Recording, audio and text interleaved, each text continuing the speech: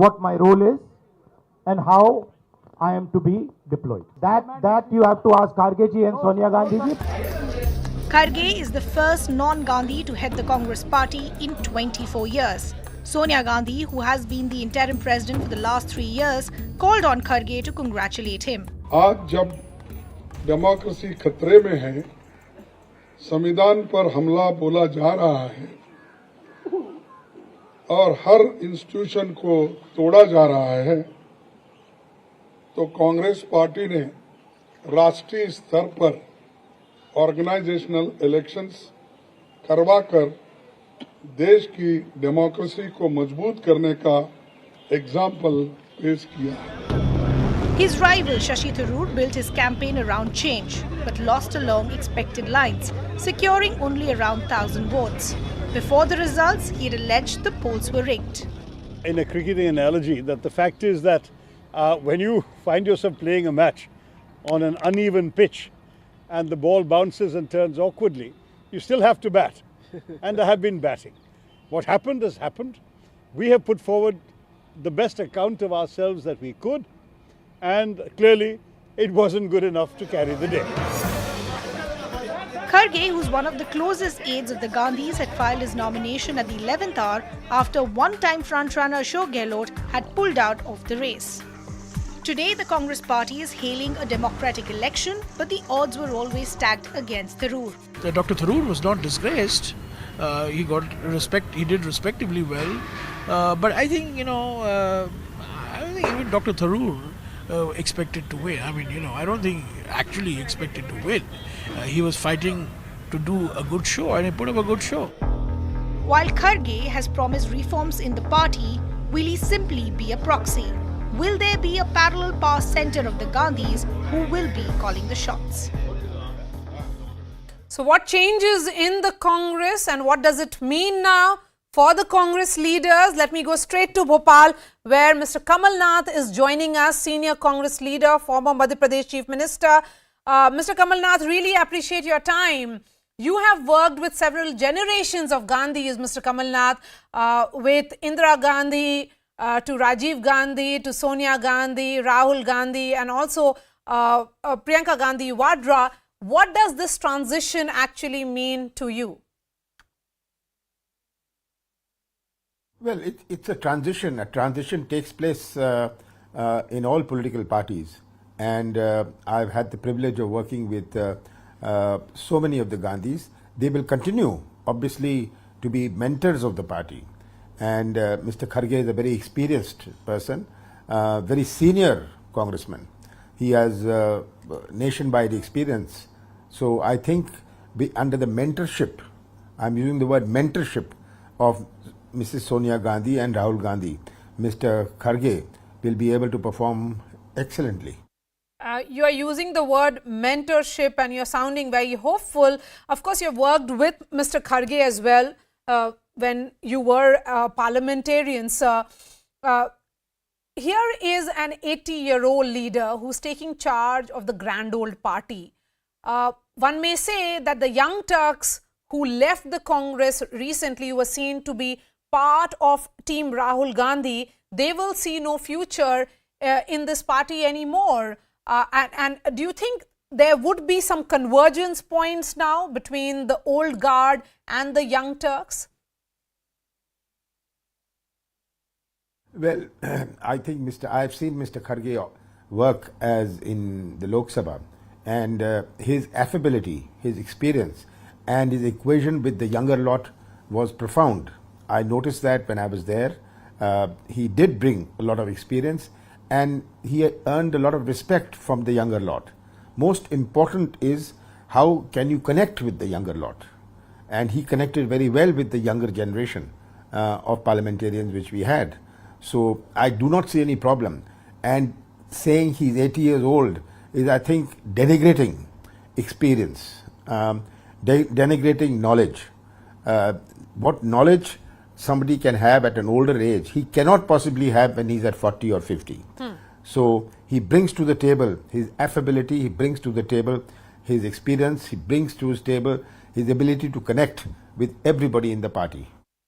The biggest challenge for the Congress party is, of course, the organizational challenges, and also that it has to face the BJP.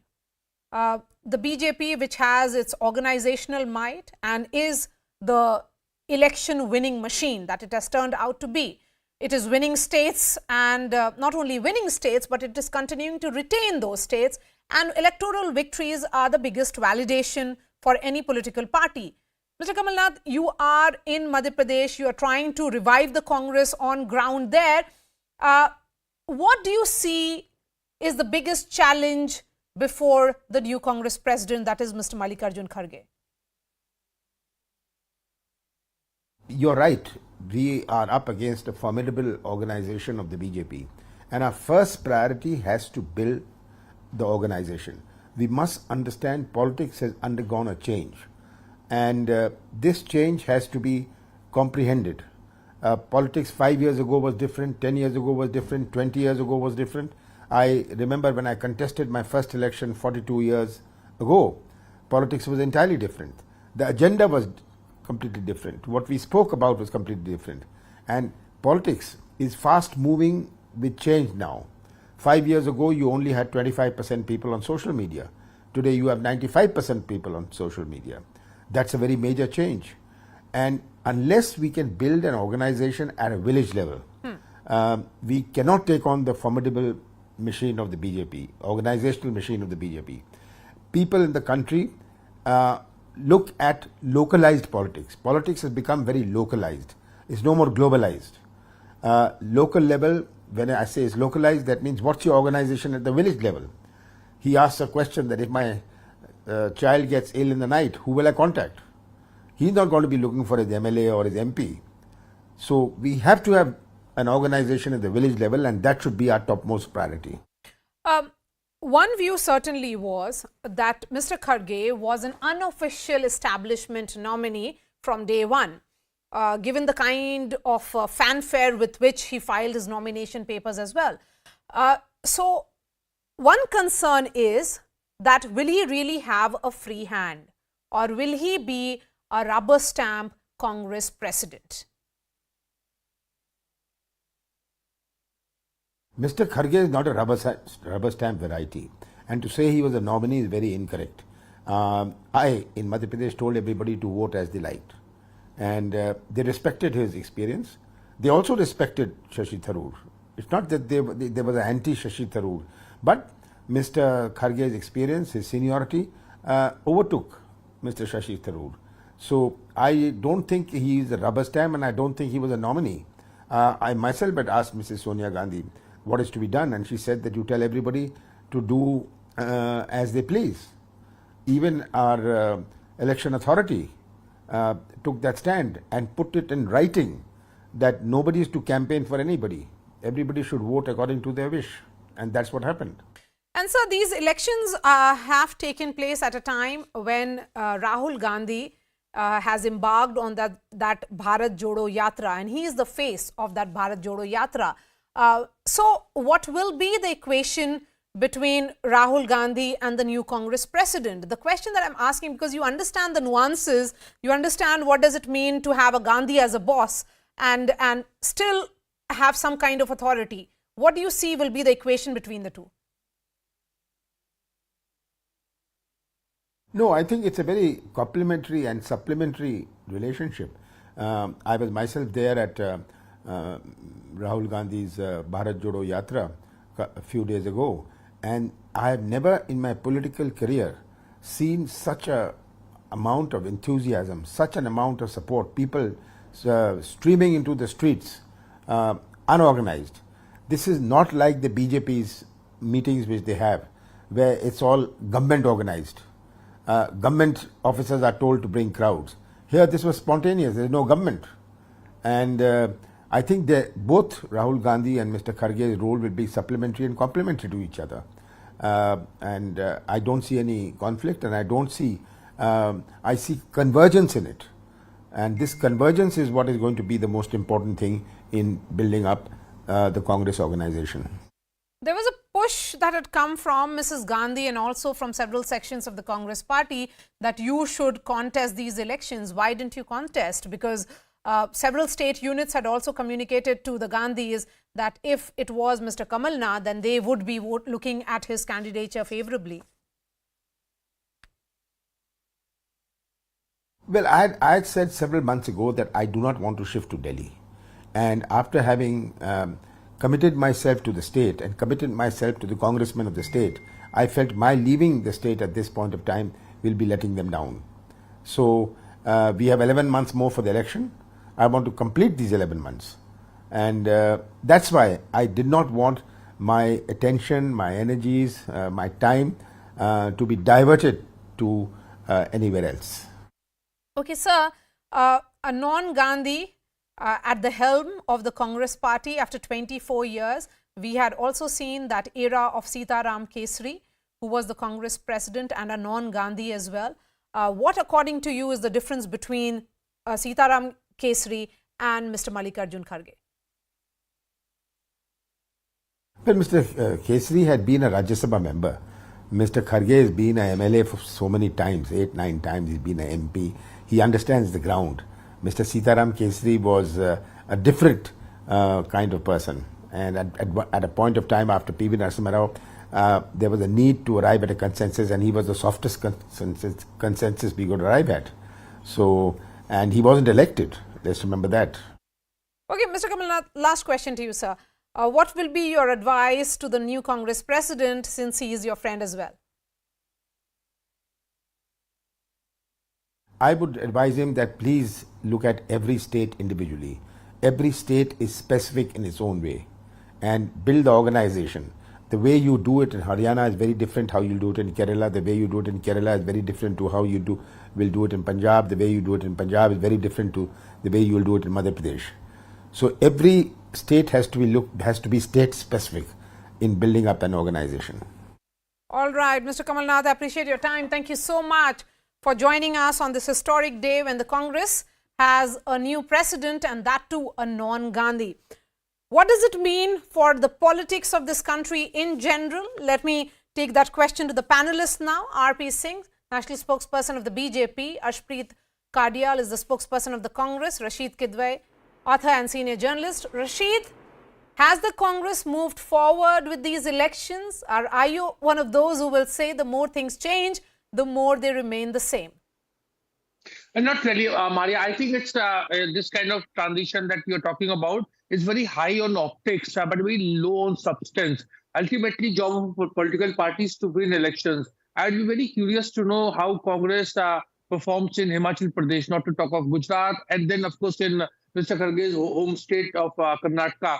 And what kind of changes Mr. Kharge, brings in the Congress Working Committee? Would there be election of the 12 members, and whether he would have the authority to appoint those 12 nominated members? Who would be the party treasurer? I saw you asked Mr. Kamal Nath asked about what is the advice.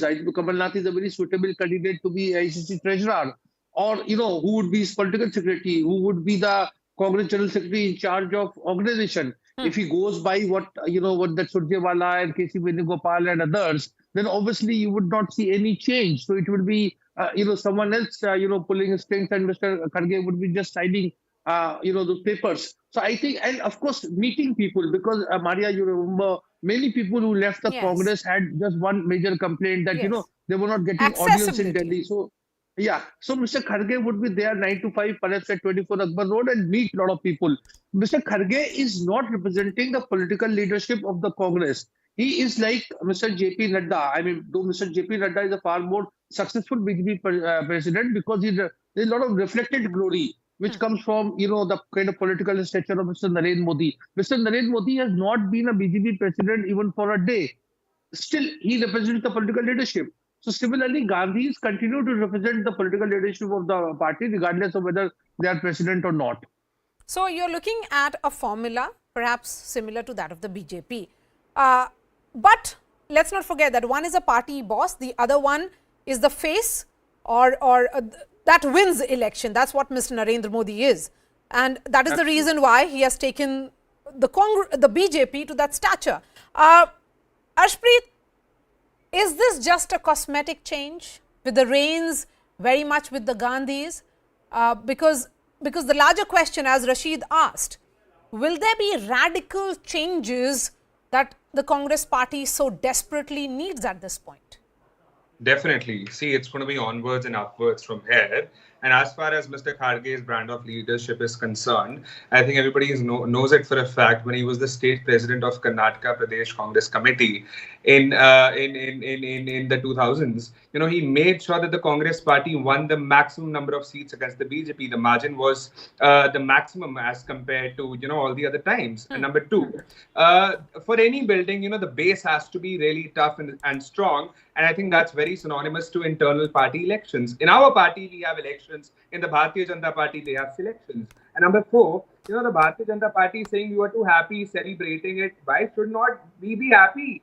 Giving votes is one of the biggest rights we have. It's, a symbol of democracy, a good, healthy democracy. And the symbol of democracy after the organizational elections, the biggest challenge for Mr. Mallikarjun Kharge, see, may I just Ashpreet, would be... Yes, okay, go ahead. Yes, see, number today is two, your day. The Bharatiya Janata Party said they have a problem with the fact that Mr. Kharge is around 80 years old. Mr. Modi's age is around 72, will be turning 73 very soon. Why do they not practice what they preach? Let Mr. Yogi Adityanath be the Prime Minister candidate. Let Mr. Modi rest. But where is that coming from? Who is Mr. Kharge? That's what the BJP is saying. They have a problem with it. I just say one thing. R.P. Singh hasn't said a word. Give me 10 seconds, please. Just 10 more seconds. Who is Mr. Kharge? Where does he come from? Number one, he's a Dalit leader who has risen from the ranks of a bloc president. Number two, his father was a poor mill worker. His mother died at the age of 6. And after that, he was the only one from his family who went to college, became a law graduate. Fine. And then he came back. R.P. Singh, even though there has been organizational elections here, but all the shots are being fired at the BJP. Well, Maria, I expected Ashpreet was going through Wikipedia, Mr. Kharge, he would have added two more things. One is that Mr. Kharge was in charge of Punjab, the state Mr. Ashpreet belongs to, and then also that he was sent to Rajasthan to convince Mr. Gehlot to contest for the presidentship and then for the change of leadership, and Mr. Gehlot showed the red flag and refused to accept the message of the party leadership, and so after Mr. Gehlot, Mr. Kharge became the choice of the party leadership.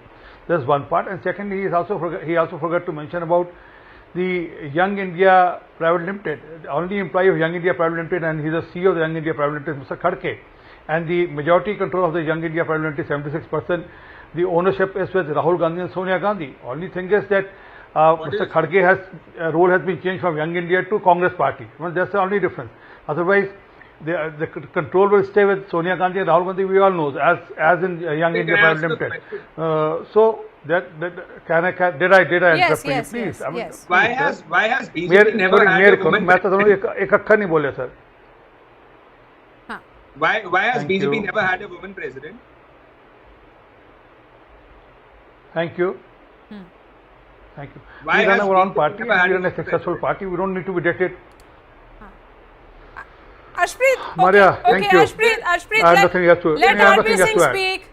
There's an audio Ashpreet, issue. No, I have nothing else to add. Okay. No, I have nothing else to add R.P. Singh, go because ahead. there's Go a new ahead. heckler in the system. I don't Yes, know. Ashpreet. No, I'm not. Yes, You yes, asked Mr. Singh. that. Yes, Mr. Singh, go ahead. Please go ahead. Yeah. So the problem with Congress, we all know that Mr. Kharge was a choice, second choice, and choice because he happens to be the CEO of the company which is owned by Gandhis, and he will be under the thumb of Gandhis. I mean, we all know how did Manmohan Singh term went on. The documents and files were sent for clearance somewhere else. We all know that, and it never happened in the Prime Minister's office. It happened somewhere else. So the same will be here also. Why did Mr. Gehlot? Did I interrupt it? Ashpreet, you know the concern here is no. Listen to me. Listen to me. Let me ask the question. Ashpreet, I want to ask from you. I'm asking you a question. Can I ask you a question, please? Never had a single woman president. Okay, Ashpreet. The question is today. It is organizational elections of the Congress party which has been held. So the questions will be directed to you. My question now is that today, the fear is that after these elections, what will be the power equation? Will Rahul Gandhi be following the instructions of Mr. Kharge, or will it be Mr. Kharge listening to Mr. Rahul Gandhi? Because the bigger challenge right now is the two states of Himachal and Gujarat, where the Congress is not even seen to be fighting. The other challenge is also what has happened in the run-up to these elections that played out in Rajasthan, where Mr. Kharge was present at the home of Mr. Ashok Gehlot while the entire rebellion was happening just outside the doors. So he could not really contain that rebellion. So what will be the equation I'm trying to understand, or will it lead to the double power center that the Congress party has seen Mr. so far? Mr. Gandhi has already clarified. Can I make a small point? It's a game of dynasty and a subject. He will be working at the issue of a dynasty and a subject. How dynasty will ensure the subject works according to their will. Just ask me, may I please answer that? Mr. Gandhi has already clarified categorically. Sir, please let us know Mr. Kharge is CEO of Young India or not. Number two, Is Mr. Kharge CEO of Young India or not? Is Mr. Kharge CEO of Young India or not? Is Mr. Kharge employee CEO of Young India or not? Is Mr. Kharge employee CEO of Young India or not? Is Mr. Kharge employee CEO of Young India or not? Can you answer that? Is Mr. Kharge employee of Young India, controlled by Sonia Gandhi and Rahul Gandhi? Mr. RP saying, Is Mr. Kharge employee of Young India, the company owned by Sonia Gandhi and Rahul Gandhi? That Mr. Gehlot is definitely. So you have another employee What the Bharatiya Janata who's the party said. president They should now. apologize for that. Okay, I'm going to shift focus from the leaders here, because I do not like this kind of tutu meme on my shows. We can have a very civilized debate and both of you can be patient enough to listen to the other. I'm going to bring Rashid now. Rashid, as someone, Rashid, as, no, Ashpreet, when Mr. RP Singh started speaking, you started heckling him. That was because he was given more time. No, that is not true. You got enough time. Should I tell you how much time did you get? Yes, I'm not going to time you for every 2 minutes. Please, Ashpreet, wait. Please be patient. No, I'm Yes. being very patient. Rashid Kidwai now on the screen. Rashid Kidwai on the screen now, please. Rashid, the big question that I want to understand from you as someone who has tracked the Congress party for several years, the immediate challenge and the fear that the young Turks may have that most of these decisions will be taken now in favor of the veterans. That Ashok Gehlot will have an upper hand over Sachin Pilot, and similar formula will be applied in most of these states. Okay, I'm going to be joined by Rashid in just a bit. Ashpreet, would you respond to that? Thank you. See, number one, what you said before, Mr. Gandhi has already clarified that he will be working at the behest and at the directions of Mr. Kharge, since he would be leading the party as the president. Number two, Mr. Gehlot, I'm sorry, Mr. Singh, this is not your workers' meeting. So let's be a little patient. Number two, you talked about Gujarat. Now let me tell you, Mr. Modi had to come down to Gujarat and he had to tell those workers that be careful. The Congress has run. Number three, Mr.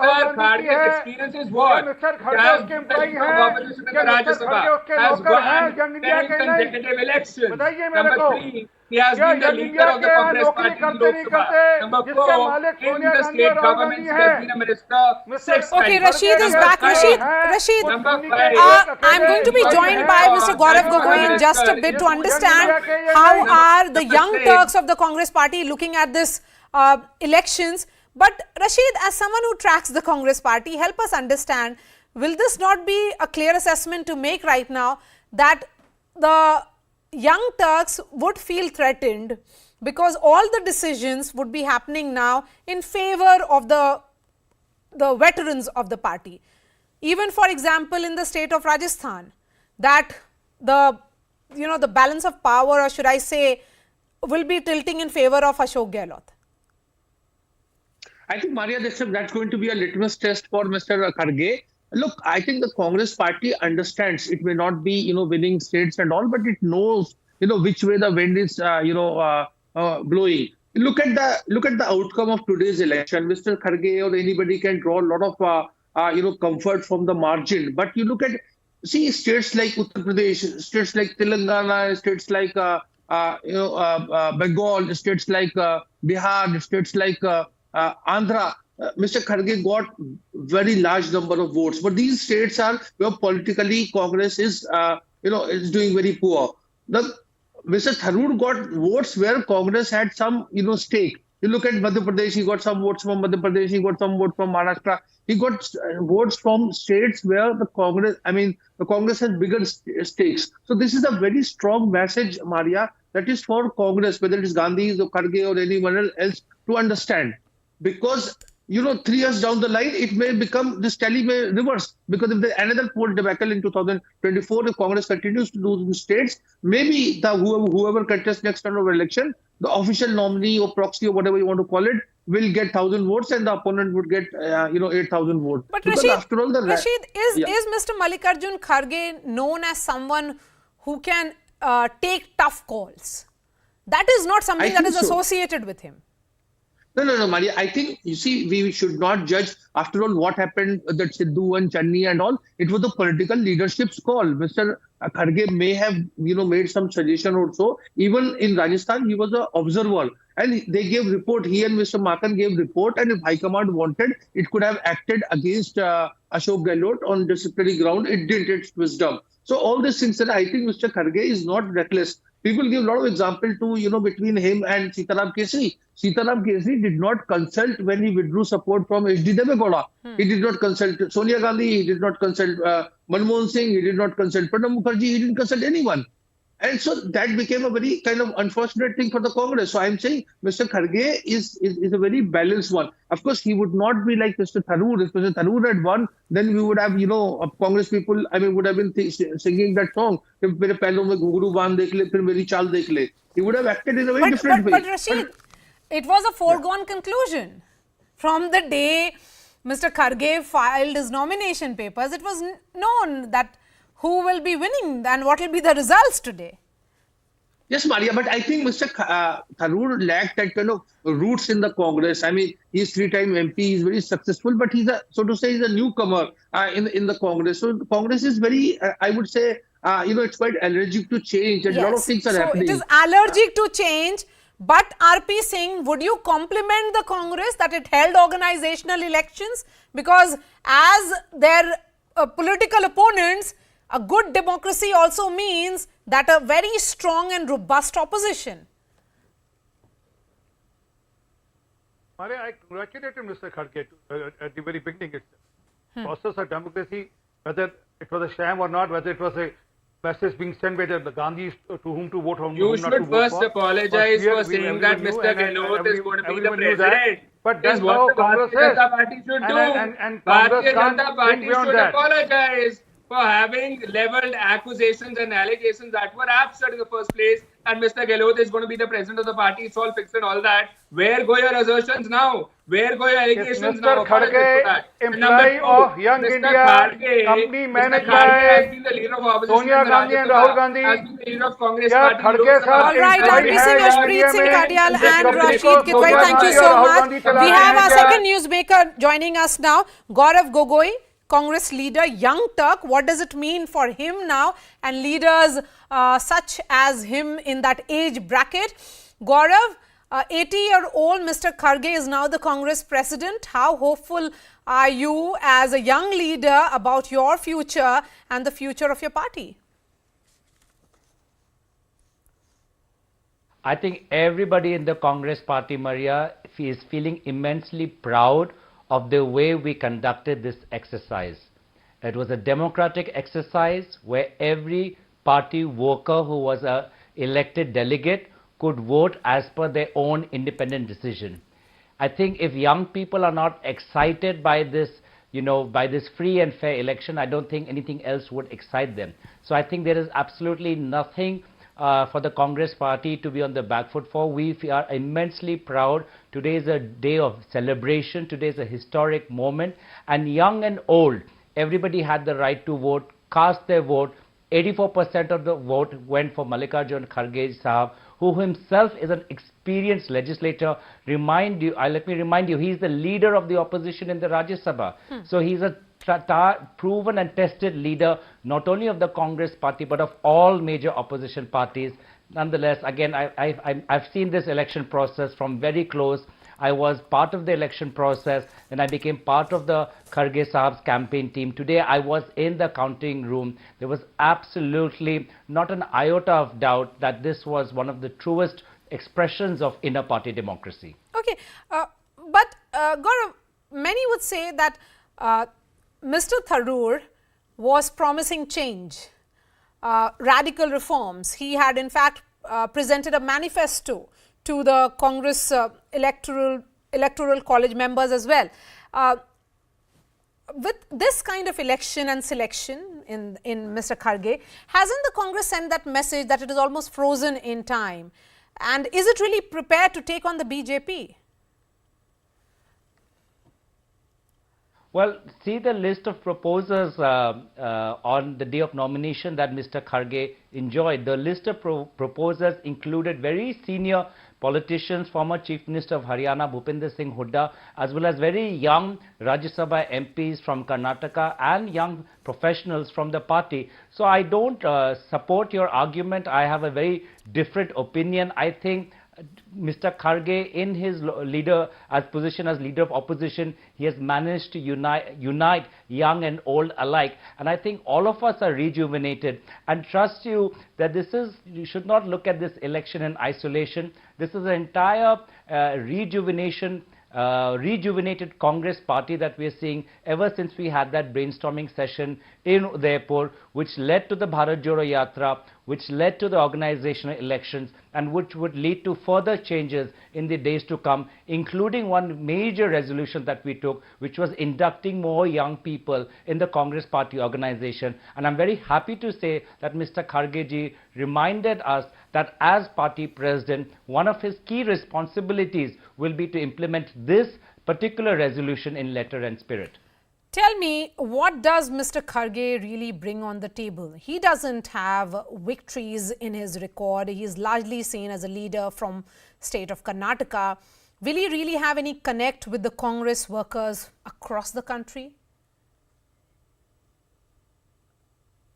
Again, I think that's a very unfair statement, Maria. He is the leader of the opposition in Rajya Sabha. Every Congress party is well aware. Some of your viewers might not be, but he is the current leader of opposition in Rajya Sabha. So not only Congress party workers know him, but all major opposition parties know him. I'm part of the daily meetings that we have in his room when the Rajya Sabha, when the parliament is on, where all the major floor leaders of all major political parties convene together. So he is someone who has the ability not only to unite the Congress party, but unite all major opposition parties, which would be an essential part of our campaign going into 2024. All right, Gaurav Gogoi, I appreciate your time. Thank you so much. The big challenge for Mr. Kharge certainly would be, or litmus test as it should be called, that whether he'll be able to really ensure that the young Turks or the young guns of the Congress party stay within the Congress and they do not feel really threatened in this change of power that has happened with an 80-year-old Mr. Kharge taking charge of the Congress party. We are slipping into a short break. After that, I'll be going to Haryana. Haryana netas have triggered a controversy ahead of the panchayat elections after attending the satsang of Dera Sacha Sauda chief Gurmeet Ram Rahim. Remember, he's a man out on parole after being convicted for rape and murder.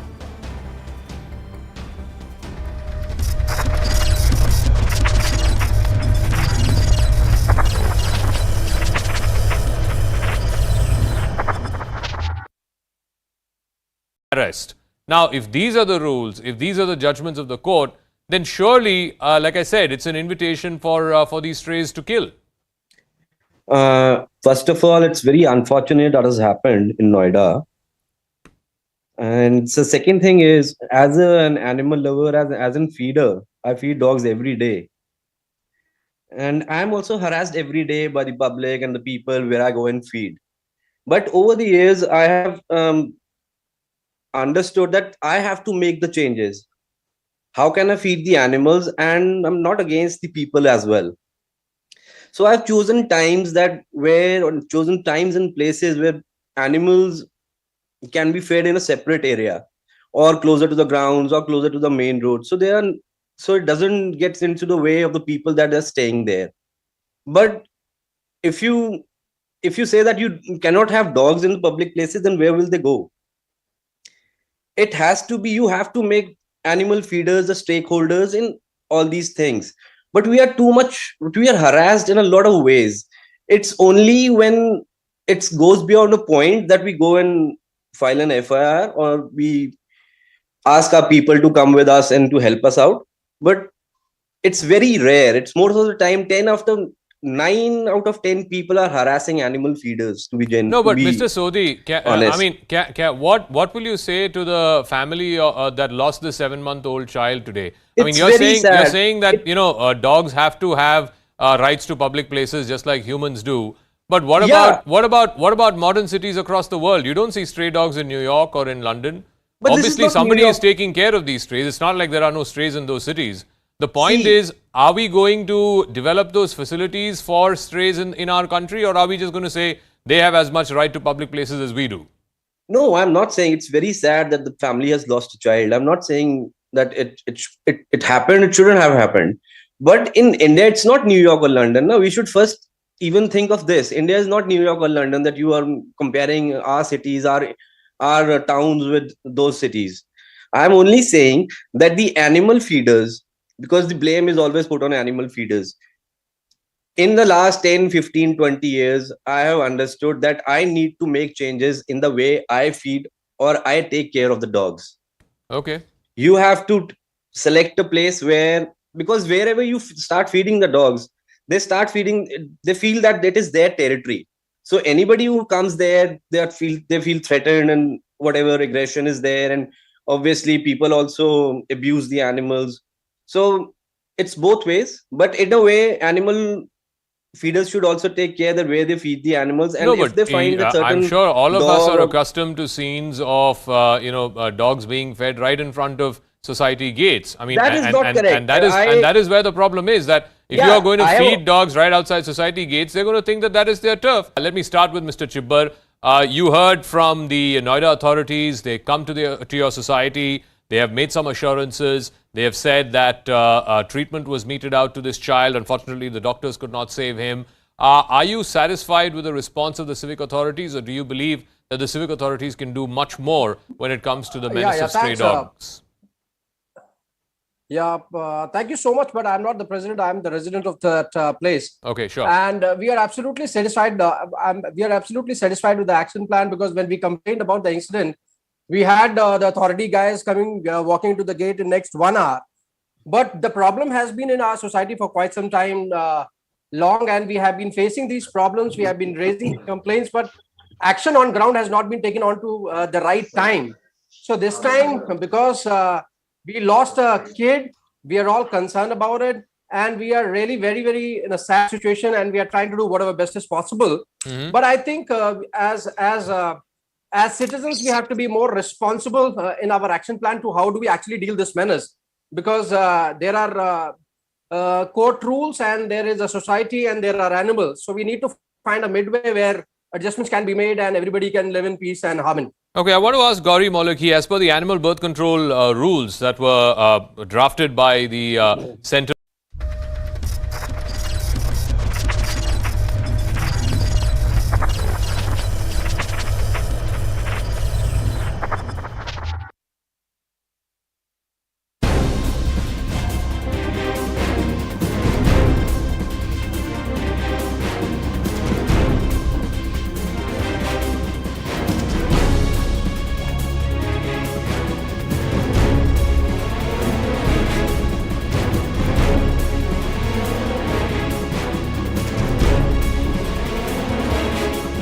बाबा जी का सत्संग था, तो उन लोगों ने हमें बुलाया था। हम सब लोग गए थे वहाँ। मेरे जो वार्ड के लोग हैं, वहाँ पे काफ़ी लोग रहते हैं जो बाबा जी से जुड़े हुए हैं। किसी की भी आस्था हो सकती है, इस देश में किसी की आस्था के ऊपर कोई बंधन नहीं है। इसका बताइए आप मेरे को, आदमपुर चुनाव से करनाल के आदमी का क्या ताल्लुक है? सबकी अपनी अपनी आस्था है।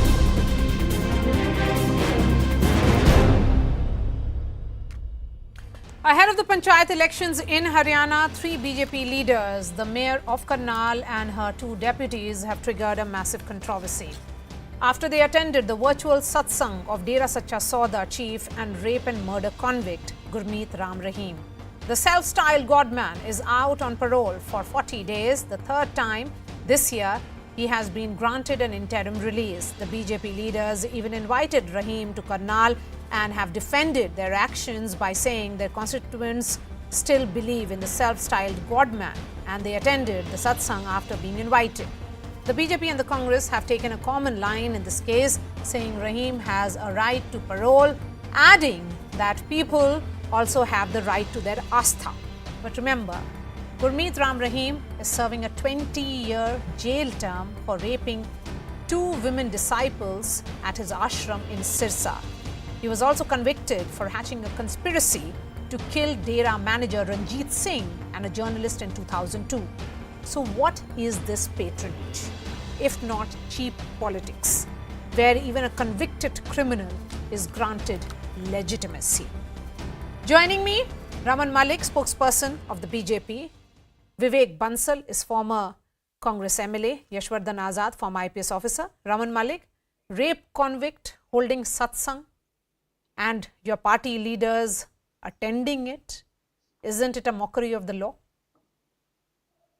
I think they should not have gone, but in individual capacities, if they go, nobody has the control and the constitution gives them the protection to do so. Now, me or you cannot change the constitution on this show, can we? The point is very simple. Neither the party nor any leadership had requested them to go in any capacity. They went there with their individual capacity, how and whatever. They are the best people to give a clarification. But as a party, I can tell you this much, that this party alone was the one which made everything possible under the sun so that the conviction as per the law happened. These cases were there even before 2014. Nobody helped the law. We did. So we accept one thing, that yes, the constitution must be followed in true spirit. It must be followed under every black and white space that is there. Before I tell you about the process and what the law says, I want to get a quick word from Vivek Bansal, because it appears certainly that the politicians are speaking in one voice. Vivek Bansal, what exactly is happening? Adampur bypoll in Haryana is scheduled to be held on November 3rd. That's what. Additionally, the state is scheduled to have a panchayat polls, and the nomination papers and the filing of that has already begun. And it appears that here is someone who is being given a free run. This is what I was coming to. A friend or a colleague who spoke in fact, who held a brief for this attendance of BJP leaders or mayor. It's a flagrant violation of all norms, all ethics in politics. It's very simple to say any crime committed by any leader of the party, and they can come with this easy fact that he went there or he did that in his individual capacity. A person who is holding a responsible post, elected post of any by people and is representing the party, and he's attending, it is against all ethics. The gentleman who has come out on parole, I would sorry to say that I'm addressing him as a gentleman. He's not at all. He's a convict, and a convict is being venerated or what? No, Vivek Bansal, will the Congress party be challenging his furlough? Will the Congress party be moving the court and saying that this parole should be dismissed? Definitely it should be, and we would ensure that. So you will ensure that it happens. Yashwardhan Azad, talking about the process. As per the law, hardcore prisoner, those convicted of dacoity, robbery, murder with rape, murder or attempt to murder for ransom or extortion, rape of minors, are not to be released on furlough. Yes. And such prisoners are allowed only 48 hours freedom for marriage or death in the immediate family. And Gurmeet Ram Rahim is convicted of 2 murders and 2 rape. How is he out for 40 days? You know, Maria, the rules are very, very clear, as you have just articulated. But look at, even in the case of all the states, flagrantly are violating the rules. In the case of Manu Sharma in Delhi, you remember how much of parole he enjoyed. In the question of remission in Gujarat, in Bilkis Banu case, those murderers and heinous offenders were also let free after 14 years.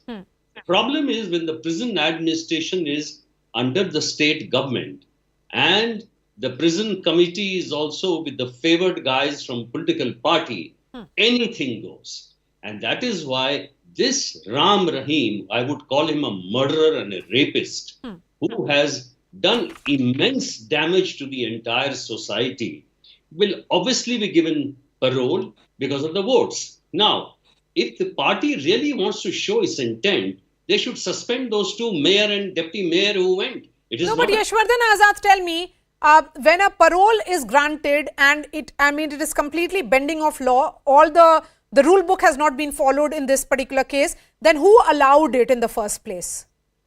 How is it given? It's the prison authorities with the help of the prison administration. That means, and for that you need the permission of the state government? Is there approval sought? Yes, approval. Raman Malik, please explain. Raman Malik, explain. Okay, let me just put it this way. Ram Rahim did not have the entourage, he did not have the support system or any such mechanism that the magician who vanished Sukanya Devi had. So, the fact of the matter remains that he got convicted and he is a convict, yes. 40 days? No questions on that. Now, if the Congress, Mr. Bansal is there, if he can, I can tell him there are a number of senior lawyers in his party, they can all move to the court. But why didn't, what about you? Why can't you cancel this? Why can't you cancel it? Maria, listen now.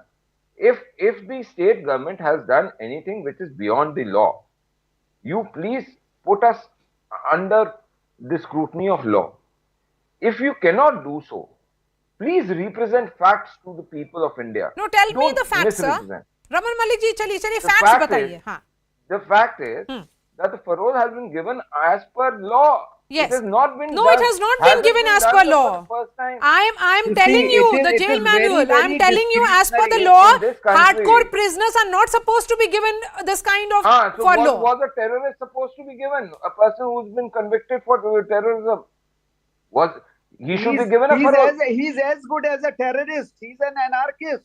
I am anarchist. तो दिल्ली में भी बैठे हैं साहब. He has got people murdered and you are मुख्यमंत्री बने हुए हैं दिल्ली में. And on the other anarchist तो दिल्ली में मुख्यमंत्री बने हुए हैं. That we adhere to ethics in public life and political life, and you are defending it. I think the best course for you would have been, you should have said our mayor and deputy mayor have committed mistake, and we will try to reprimand them or issue instructions to them by the party. On the other, this is being very, very brazen and blatant way of defending such a gross,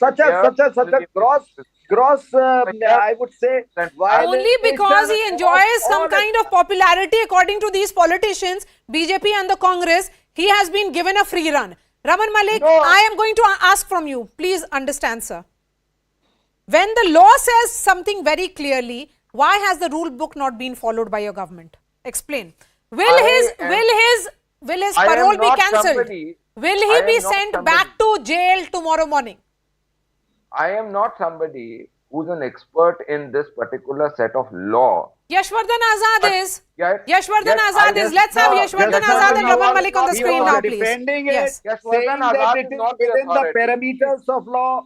Now, let me answer first and then you answer, sir. My point is very simple. Yashwardhan Azad, if he is competent enough with the law and he can understand it much better, I believe so, then he should tomorrow morning move to the Punjab and Haryana High Court stating that these are the problems in this parole. You must cancel it and order the state government. The state government would face the brunt of the High Court. Isn't it? I'm surprised. You will not do so because you know that there are various precedents where this thing has been done. Okay, and it Mr. is as per those precedents. That is the whole point. In fact, there is a brazen defiance against all rules, and precedence has been set by releasing on parole many of these convicts who cannot. When Sanjay Dutt got parole, he wasn't under TADA. Why was the parole given? Then nobody had a problem. अरे अगर law नहीं follow हुआ है तो you please take the state government to the court. Can't you do that? No, but Raman Malik, are you not realizing that something has gone horribly wrong here? Well, instead of cancelling his parole when it should not have been granted in the first place, you are saying that your political opponents and Mr. Yashwardhan Azad, who's a former cop, should challenge it. What is the onus of the state government here? Please listen. What is the onus of the? What is the? No. Tell me, what is the responsibility of the Haryana government? Under the independent judiciary of this country should not be challenged in the television courts. I must tell you this much, that the state government has followed all laws and precedents that are there. If you think that the state government has not, the authorities have not. Okay, Vivek Bansal, here is Raman Malik of the BJP, Haryana BJP, saying that the process has been followed. What will be the Congress doing? Specific answer. Yes, specific answer. This is not something. This is not something where other parties are summoned before granting a parole. This was completely under the jurisdiction of the jail authorities, or as you said, nominated people of the BJP, the ruling party, who had taken this decision, who had taken this call out of sheer expediency because of vote politics. No, what will you do?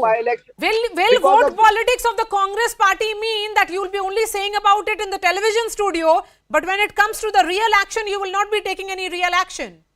No. Why should not be? But definitely, I would. Okay. Yashwardhan Azad, 20 seconds to you. You will get the final words. Please go ahead. Yes, the Congress has no moral high ground because Manu Sharma was in their regime who got the maximum amount of parole, and he moved around at his free will. And I'm shocked at Mr. Malik, who's saying that after such a release that state government has done its jobs, that an ex-cop should go and file a case in the court. I'm surprised, Mr. Malik. I thought there'd be more gravity coming from you on the legal and the moral aspects of this game. By just, Mr. Azad, that if the government is wrong, all right, let's continue this discussion on News18.com. That's all from me, Raman Malik, Vivek Bansal and Yashwardhan Azad. Thank you so much for joining. I'll be seeing you tomorrow. Thanks for watching.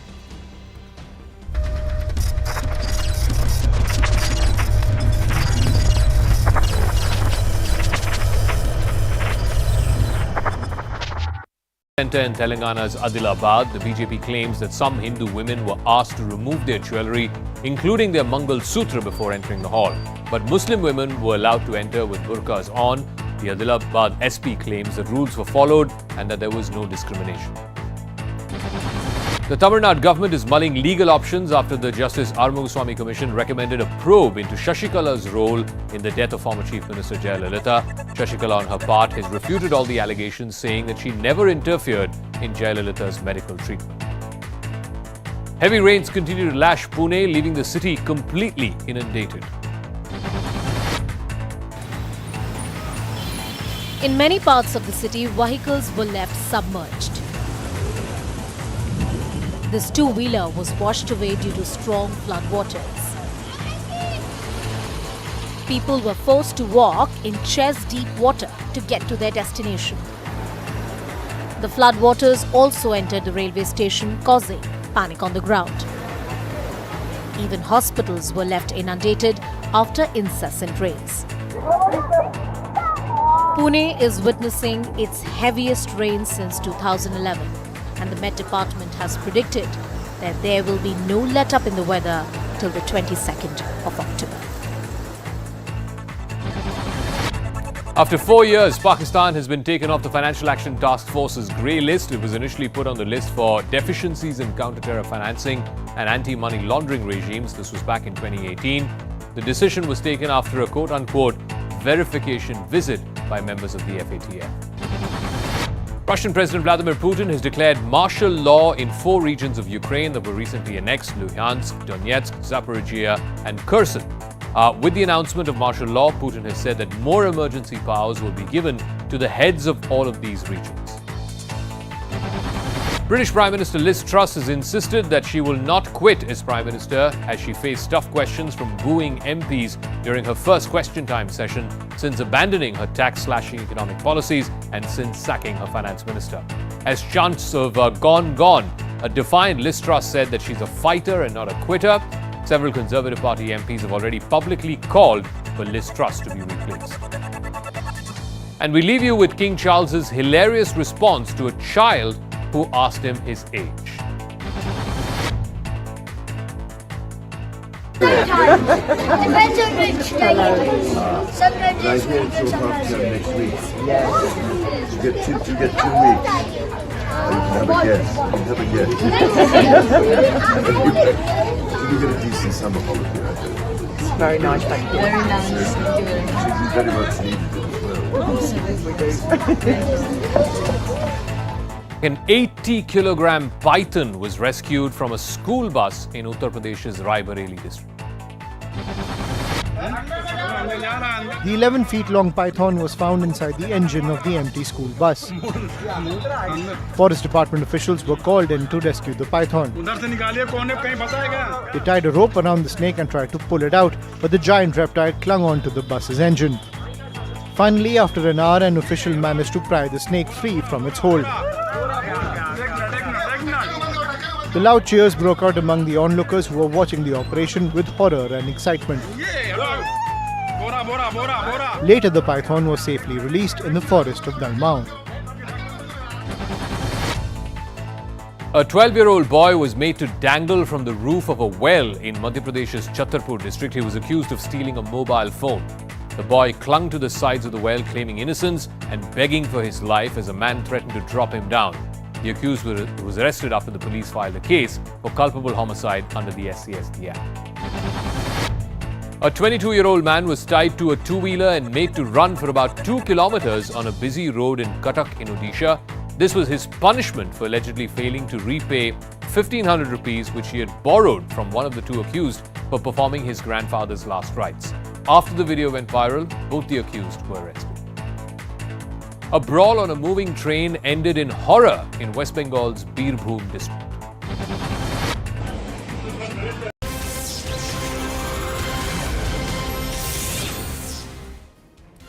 Hello and welcome to the late night edition with me, Ayushman Singh Jamwal. Breaking news coming in from Great Britain, where the trouble continues in the Truss government. Now, as the tussle continues in that government, as finance ministers have continued to change given the state of the economy, now the Home Secretary has quit. Suella Braverman has said that she had concerns about the direction of the government, accusing Truss of broken pledges. But reports suggest her departure was at the behest of Jeremy Hunt, who has now been appointed Chancellor of the Exchequer. That's the piece of breaking news that's coming in from the Truss government, where it seems that it was an engineered exit from Jeremy Hunt, who is now Chancellor of the Exchequer. He was the one who pushed Braverman out. Those are reports coming in from Great Britain. But this is another jolt to Liz Truss's government after she has constantly changed her Chancellors of the Exchequer, her finance ministers, if you will. Now the Home Secretary has quit, but reports suggest that it was done at the behest of Jeremy Hunt. I'm joined by my colleague Sanjay Suri, who's reporting from London. Sanjay, so was Braverman's exit something of a political leader? Was it akin to a political leader leaving a sinking ship, or was she edged out of the post of Home Secretary? Well, the difference between the two is not very clear always, given the kind of intrigue and the backstabbing culture that we have in Westminster. There's always a personal dimension to a lot that goes on, but her stated reason is also a little mixed. It is also an offering of overlapping views and perhaps contradictory views. The real reason, she said, was that she committed a technical error in sending a communication from her personal email address. But then, a few lines later, she says that she is not happy with the direction that this government is taking. Clearly, there were differences with mistrust over, as she said, not accepting mistakes, not acknowledging them, going on as if nobody can see what is going on. And clearly there were differences. So the reference to the technicality appeared to have been just that. And it is very clear now that there has been some goings on with the Grand Chefs who backed Rishi Sunak in that campaign and who therefore worked very closely with Jeremy Hunt, who had also backed Rishi Sunak in that campaign. Grand Chefs has now been made the new Home Secretary. So clearly there is some sort of a personal game going on here and politics among politicians, unsurprisingly.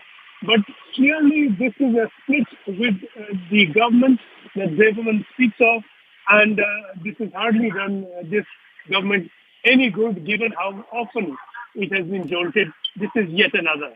Right. And Sanjay, before I let you go, just 2 points I wanted to clarify.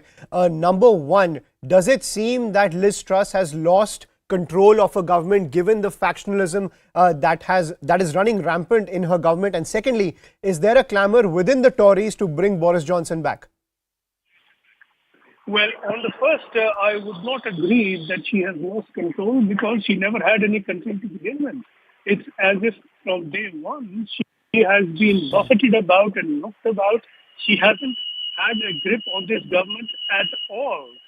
This is quite unprecedented in Britain for a new government to take over, and after such a long process of supposedly a democratic mandate from her party members, and to be knocked around the way it has been. Secondly, on Boris Johnson, clearly if it's left to the Conservative Party members, Boris Johnson is the one they want. Their support for Boris Johnson is overwhelming. And had this ever been a three-way contest, it would never have been a contest. It would have been Boris Johnson and only him and all the way. But the trigger for re-election is not very clear. Under the Conservative Party rules, now that she has been elected, will stay for a year. But there have been demands made for the change of rules, and according to senior Conservative Party leaders, if as many as 70 to 80% members want her to go, they will consider a change of rules, and that 70 to 80% may be a fairly easy number to reach given the way things are going. Right. Thank you, Sanjay, for getting us the latest from the Conservative camp, where it seems Liz Truss could be the next to go. Now, shifting focus, after 4 years, Pakistan has freed itself from the Financial Action Task Force's grey list. Pakistan has claimed that it sought removal from the grey list as it complied with 11 conditions, including prevention of money laundering and terror financing. Pakistan has been on the grey list since June 2018. Now, this development hasn't gone down well with New Delhi, as the Indian government has dubbed Pakistan's compliance as an eyewash. The government has said that terror camps still exist in Pakistan-occupied Kashmir, adding that madrasas in Pakistan still promote terror propaganda. I'm joined by Jitendra Nath Mishra, former diplomat, on the broadcast to get the latest of this diplomatic development that's coming in when it comes to Pakistan's exit from the grey list of the FATF. Ambassador Mishra, how should we see this development coming in from Pakistan? Thank you very much for inviting me again on your show, Ayushman. Well, this is part of a larger picture. I don't see it in isolation whatsoever. The US ambassador was in what he called the so-called Azad Kashmir, which really riles us very much. The use of the term so-called Azad Kashmir, which is actually Pakistan-occupied Kashmir. And he was gloating over it, and he was displaying photographs, and it was very obviously a very clear message to India. There is speculation that this was a kind of a quid pro quo for India's lack of open support for the Western stand on Ukraine, and finally something had to give. I'm not sure about that, but there seems to be a prima facie some kind of a linkage. So we have to see it in continuum. And then the German foreign minister's statement, where she said that Germany has a role and responsibility with regard to the situation in Kashmir, and supports the engagement of the UN in a resolution in Kashmir. Now, this is the sort of thing that even the Americans are not saying. The British certainly, who have been far more activist than the Germans. So there is an orchestrated campaign of pressure against India, and I see this as part of that campaign. Right. So, as per you, this is part of that larger campaign when it comes to putting pressure on India. But how do you see India's strategy going ahead? So, do you sense that the USA is now expanding its ties with Pakistan in retaliation to what India has done with Russia? Could you repeat the first part of the question? I couldn't hear it, please. So, do you sense this as a diplomatic retaliation from the United States that Pakistan is now out of the grey list? Well, I don't see diplomacy as games of retaliation. Diplomacy is always in the gray zone. It's not either or. But certainly there is a certain amount of pressure. Don't forget that President Biden some time back said that India's position on the Ukraine war was shaky. And everybody else in the US administration did the firefighting, saying that we understand India's stand. India is dependent on the Russians for arms. We will try to help. We didn't give them arms in the past. That's why this happened. And that sort of thing. It was coming from top down, from Antony Blinken onwards. So when President Blinken said that, we should have seen the warning signs. But then even if we see the warning signs, we have to do what we have to do. And what the US thinks or others think about it should not concern us too much. We have to be guided by what we need to do for our interests, for the protection of our interests. And that's what we did.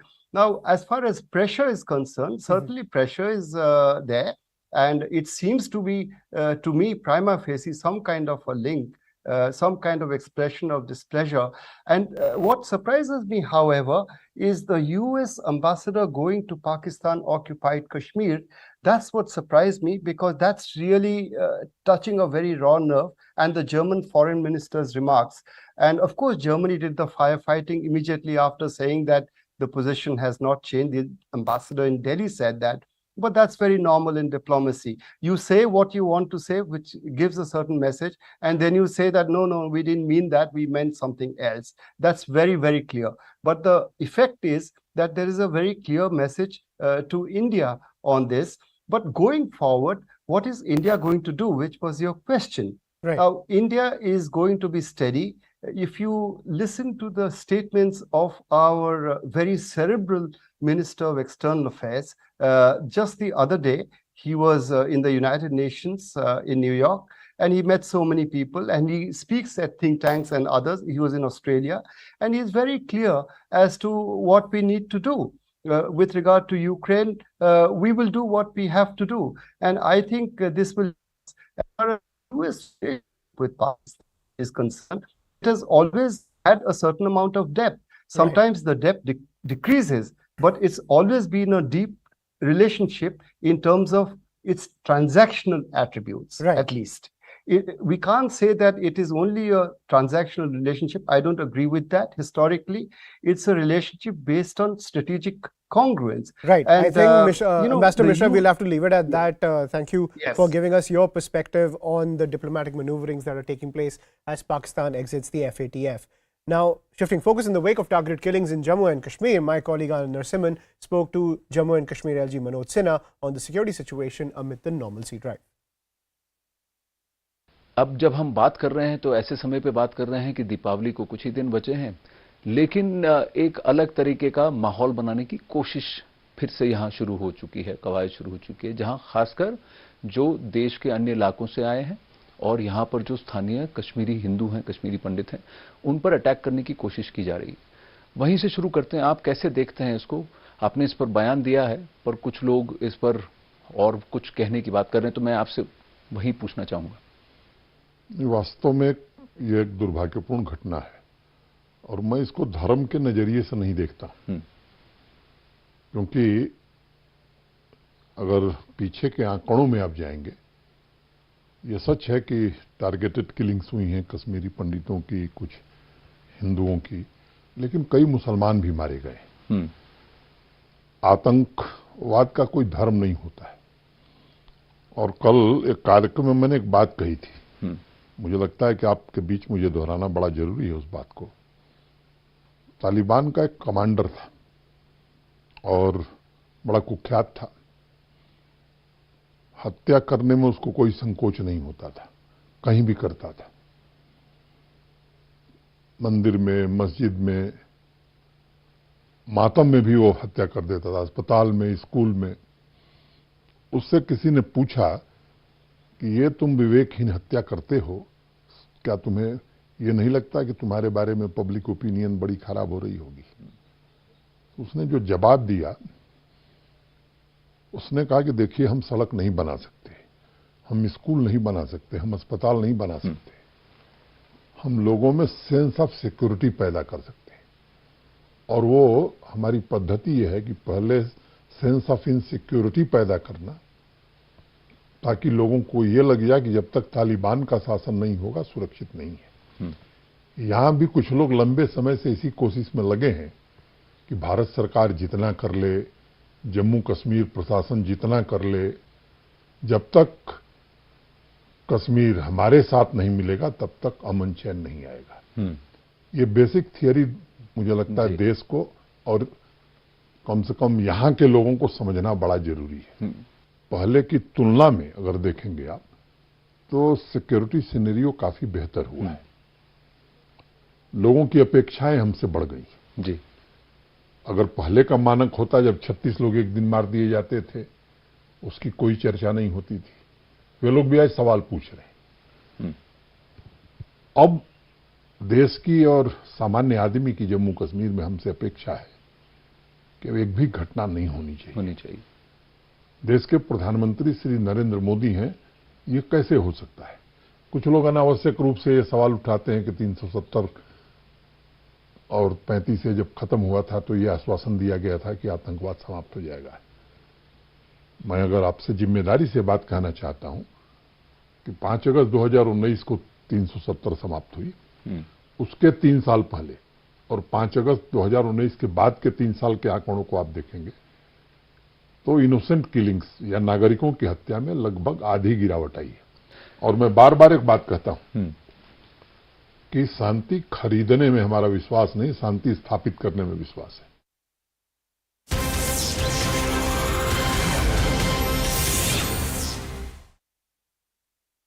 Since sacking her finance minister.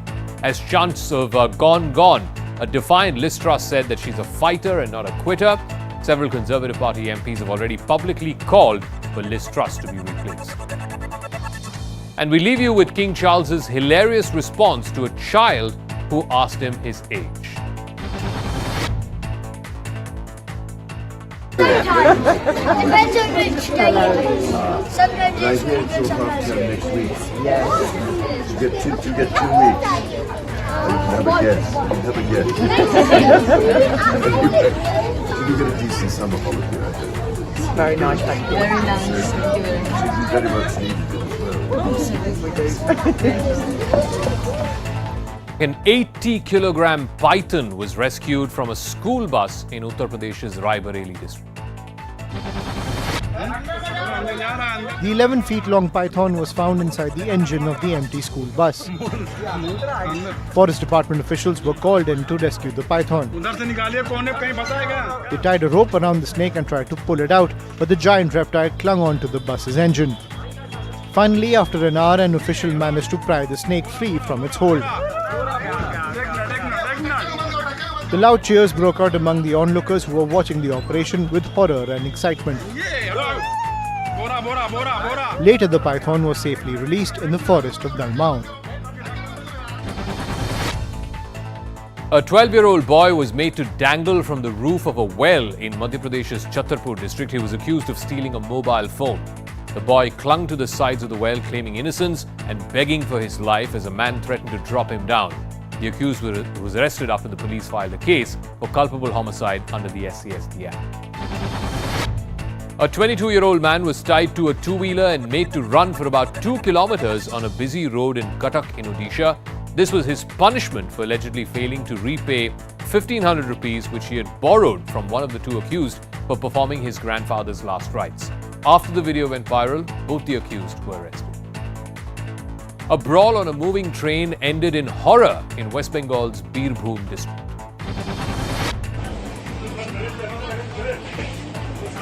Two passengers came to blows on the Howrah-Malda town intercity express.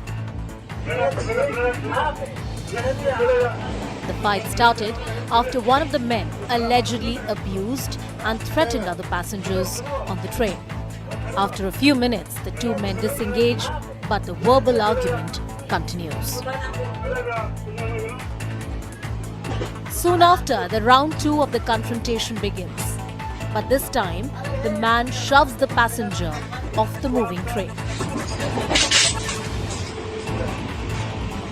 He shows absolutely no remorse and returns to his seat.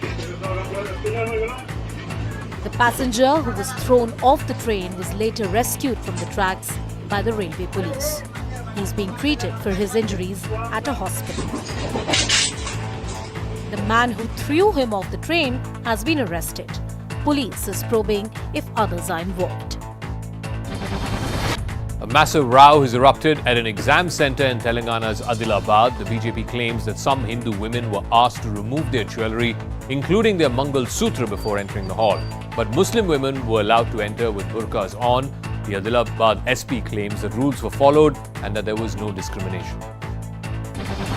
The Tamil Nadu government is mulling legal options after the Justice Arumugaswamy Commission recommended a probe into Shashikala's role in the death of former Chief Minister Jayalalitha. Shashikala, on her part, has refuted all the allegations, saying that she never interfered in Jayalalitha's medical treatment. Heavy rains continue to lash Pune, leaving the city completely inundated. In many parts of the city, vehicles were left submerged. This two-wheeler was washed away due to strong floodwaters. People were forced to walk in chest-deep water to get to their destination. The floodwaters also entered the railway station, causing panic on the ground. Even hospitals were left inundated after incessant rains. Pune is witnessing its heaviest rain since 2011. And the Met Department has predicted that there will be no let-up in the weather till the 22nd of October. After 4 years, Pakistan has been taken off the Financial Action Task Force's grey list. It was initially put on the list for deficiencies in counter-terror financing and anti-money laundering regimes. This was back in 2018. The decision was taken after a quote-unquote verification visit by members of the FATF. Russian President Vladimir Putin has declared martial law in 4 regions of Ukraine that were recently annexed: Luhansk, Donetsk, Zaporizhia and Kherson. With the announcement of martial law, Putin has said that more emergency powers will be given to the heads of all of these regions. British Prime Minister Liz Truss has insisted that she will not quit as Prime Minister as she faced tough questions from booing MPs during her first question time session since abandoning her tax-slashing economic policies and since sacking her finance minister. As chants of gone, a defiant Liz Truss said that she's a fighter and not a quitter. Several Conservative Party MPs have already publicly called for Liz Truss to be replaced. And we leave you with King Charles's hilarious response to a child who asked him his age. Depends on which time. Sometimes it's Right here, good, so far sometimes till it's next week. You get 2 weeks. Have a guess. Have a guess. You get a decent summer holiday, I think. Very nice, thank you. Very nice, thank you very much. You very much needed it as well. An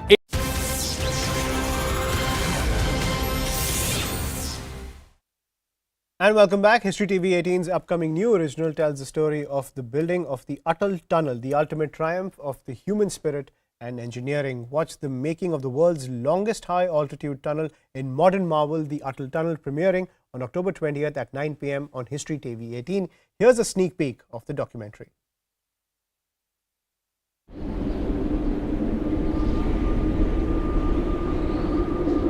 The Pir Panjal Range in India's western Himalayas.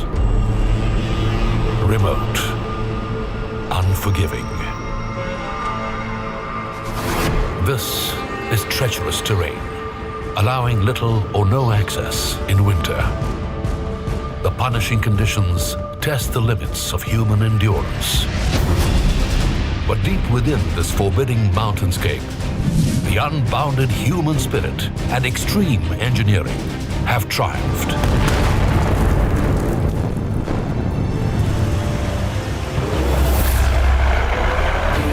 The Border Roads Organization is on a mission to build the world's longest highway tunnel at over 3,000 meters above sea level. Our motto itself is Shramen Sarvam Sadhyam. Everything is possible through hard work. So that hard work and our resilience to continue helped us to take on this project. इस सुरंग के द्वारा हमारी सेना जल्द से जल्द दुर्गम इलाकों तक पहुंच सकती है और इसके साथ साथ सेनाओं का मनोबल बनाए रखने में यह सुरंग एक आधुनिक राम सेतु की तरह अपनी भूमिका का निर्वाह करेगा. In the most difficult terrain at heights which normally most countries would not even dream of doing. The BRO project team holds a steady course, but things were about to change. When tunneling hits the 1.8 kilometer mark from the south end, water comes pouring in through the roof. We like to face the challenges. There is no other way to escape out of it. You cannot bypass the problem. You have to face. That is the only solution. This is the story of man, machine, and mountain. Of how technology and force of will make a modern marvel, the world's longest high-altitude tunnel.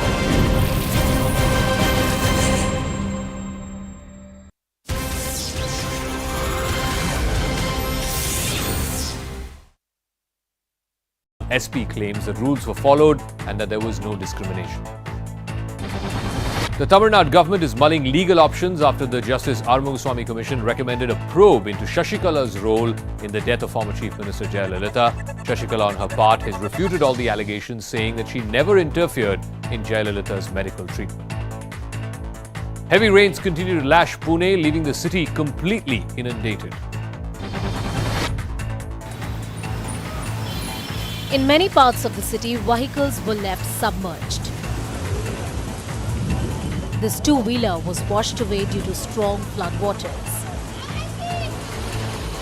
People were forced to walk in chest-deep water to get to their destination.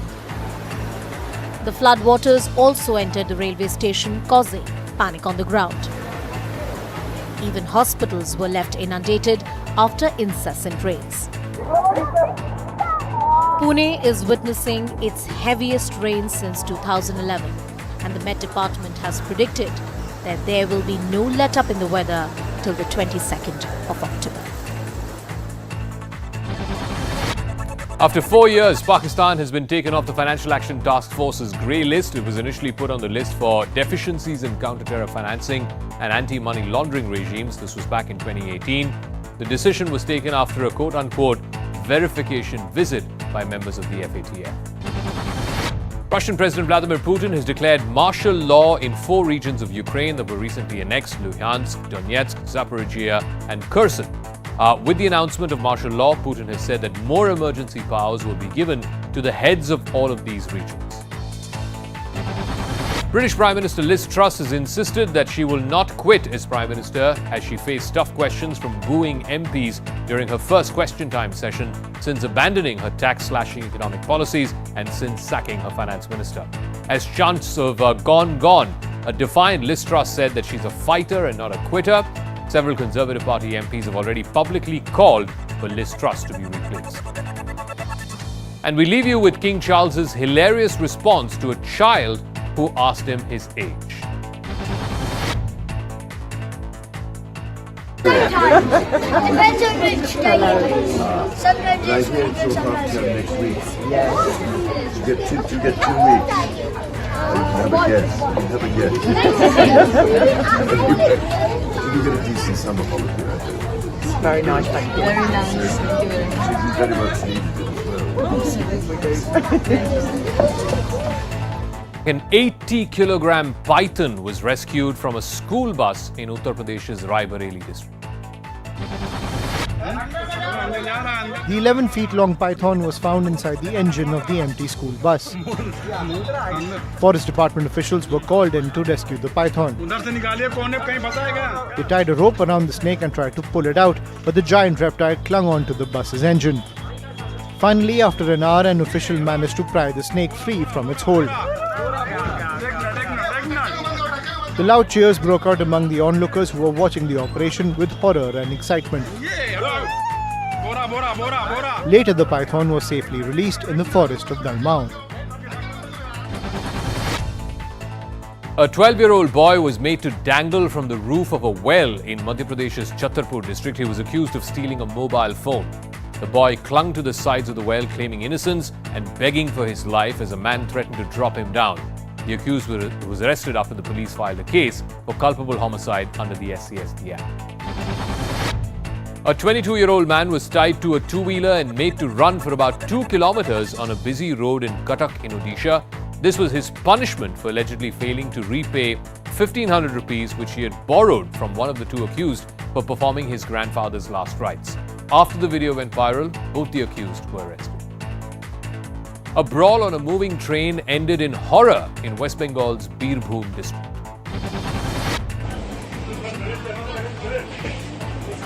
Two passengers came to blows on the Howrah-Malda town intercity express. The fight started after one of the men allegedly abused and threatened other passengers on the train. After a few minutes, the two men disengage, but the verbal argument continues. Soon after, the round 2 of the confrontation begins. But this time, the man shoves the passenger off the moving train. He shows absolutely no remorse and returns to his seat. The passenger who was thrown off the train was later rescued from the tracks by the railway police. He is being treated for his injuries at a hospital. The man who threw him off the train has been arrested. Police is probing if others are involved. A massive row has erupted at an exam center in Telangana's Adilabad. The BJP claims that some Hindu women were asked to remove their jewellery, including their Mangal Sutra, before entering the hall. But Muslim women were allowed to enter with burqas on. The Adilabad SP claims that rules were followed and that there was no discrimination. The Tamil Nadu government is mulling legal options after